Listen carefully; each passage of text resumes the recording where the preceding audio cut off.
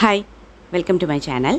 Wait loss 100 day சேலஞ்சில் இன்றைக்கி நான் 83வது நாளை ஸ்டார்ட் பண்ணுறேன். பாருங்கள், கோயின்சிடெண்ட்டாக என்னோடய வெயிட்டும் இன்றைக்கி 83 கிலோ 650 கிராம் இருக்குது. இதை ஃபஸ்ட்டு நான் நோட்டில் என்ட்ரி பண்ணிக்கிறேன். நார்மலாக வந்து பார்த்திங்கன்னா வெயிட் லாஸ் பண்ணும்பொழுது எல்லாருமே நினைக்கக்கூடிய விஷயமாக இருக்கக்கூடியது, ஒவ்வொரு நாளும் வெயிட் கம்மியான சந்தோஷப்படுவோம். ஆனால் அதே வெயிட் இருந்தாலோ இல்லைனா இருக்கிற வெயிட்டை விட அதிகமானாலோ கண்டிப்பாக என்னடா நம்ம வெயிட் அதே மாதிரி இருக்கும் இல்லைனா அதிகமாகிறோமே அப்படின்ற எண்ணம் தோணும். கண்டிப்பாக எனக்கும் அந்த எண்ணம் தோணுது.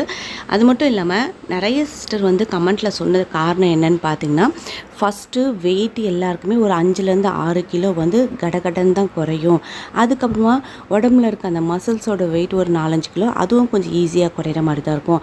ஆனால் அதுக்கப்புறமா குறையக்கூடிய வெயிட்டு தான் உண்மையான வெயிட் லாஸ்.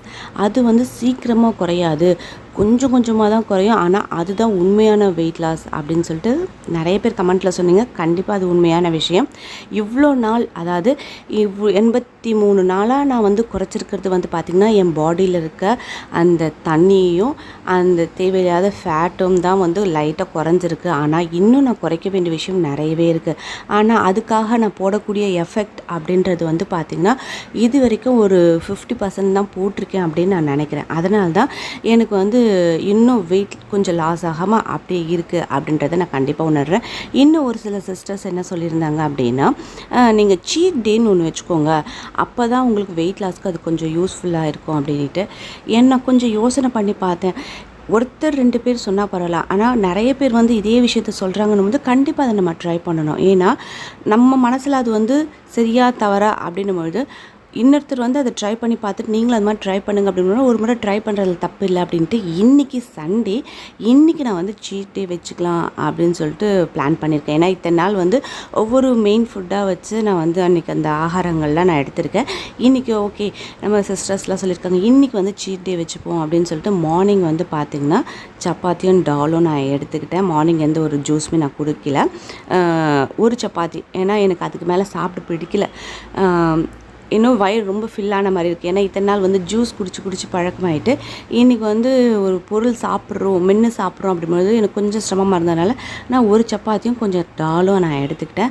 மதியம் லஞ்சுக்கு நான் ஆல்ரெடி அன்றைக்கி என் பொண்ணு ரிசல்ட் வந்த அன்றைக்கி கொஞ்சம் ஃப்ரைட் ரைஸ் எடுத்துக்கிட்டேன்னு சொல்லியிருந்தேன் இல்லையா. இன்றைக்கி வந்து வீட்டில் சமைச்ச சாதம் வந்து நான் ஒரு கப் எடுத்துக்கிட்டேன். அது ஒரு கப் வந்து பார்த்திங்கன்னா ஒரு 150-200 கிராம் இருக்கும் அப்படின்னு நினைக்கிறேன். சரியாக எடை போட்டு பார்க்கல, சும்மா ஒரு அளவுக்காக நான் சொல்கிறேன்.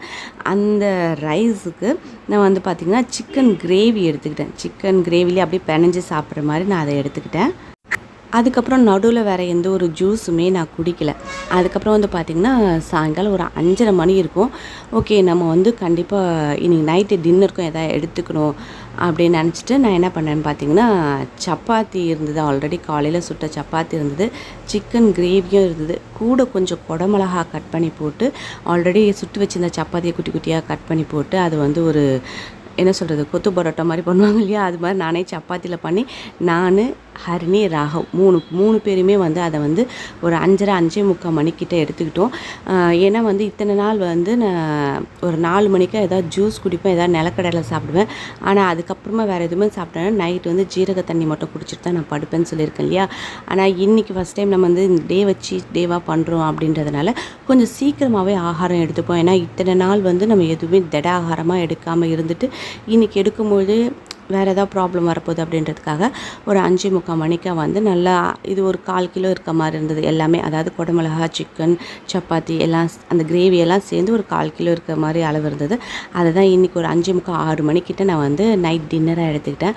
அதுக்கப்புறம் வந்து பார்த்திங்கன்னா நைட்டு படுக்க போகும்பொழுது இன்றைக்கி வந்து பார்த்திங்கன்னா பட்டை, சோம்பு, ஜீரகம், ஓமம் இதை 4ம் சேர்த்துட்டு சும்மா ஒரு பிஞ்ச் இருக்க மாதிரி சுக்கு பொடியும் கூட சேர்த்து நல்லா தண்ணியை கொதிக்க விட்டு இன்றைக்கி நல்லா ஒரு டம்ளர் இருக்க மாதிரி அந்த தண்ணியை குடிச்சிட்டு இன்றைக்கி வந்து என்னோடய டயட்டை வந்து நான் கம்ப்ளீட் பண்ணியிருக்கேன். அது மட்டும் இல்லாமல் இன்னும் ஒரு சில சிஸ்டர்ஸ்லாம் என்ன சொல்லியிருந்தாங்க அப்படின்னா, நீங்கள் வெயிட் லாஸ் பண்ணுறதுக்கு டயட் பிளான்லாம் போட்டிருக்கீங்க கரெக்ட், இருந்தாலும் கொஞ்சம் நீங்கள் ஒர்க் அவுட் பண்ணிங்கன்னா தான் வந்து வெயிட் கண்டிப்பாக லாஸ் ஆகும் அப்படின்ட்டு. ஆனால் அவங்க சொல்கிறது எல்லாமே கரெக்டான விஷயந்தான். அதை எப்படி ஃபாலோ பண்ணுறது?